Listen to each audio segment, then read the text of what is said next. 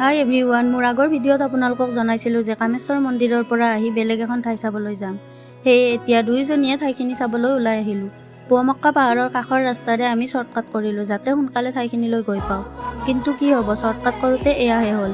ৰাস্তা দেখিছেই নহয়, গোটেই বোকা হৈ আছে, গাড়ী চলাই যাবলৈ কোনোফালে ঠাই নাই। সেই দুয়োজনীয়ে গাড়ীৰ পৰা নামি গাড়ী ঠেলি ঠাইখিনি পাৰ হৈ গ'লোঁ।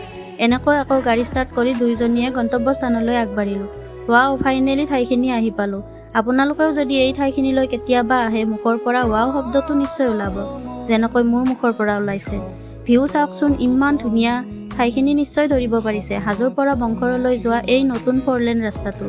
ইয়াত বৰ্তমান কোনো গাড়ীৰ লাইন দিয়া হোৱা নাই, সেয়ে গাড়ী চলাব, ফটো উঠিব বৰ ভাল হৈছে।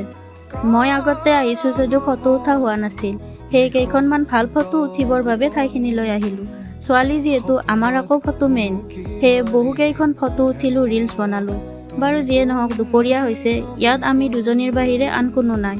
আমাক আকৌ 3 নম্বৰজনে লম্ভিলে সৰ্বনাশ হ'ব নহয়। এতিয়া ঘৰ যোৱাৰহে কথা। এনেকৈ দুয়ো চিধা টুকুৰা দিয়া হৈ আহি কোনোমতে ঘৰ পালোঁ। আজিলৈ ভিডিঅ'টো ইমানে, বাই বাই।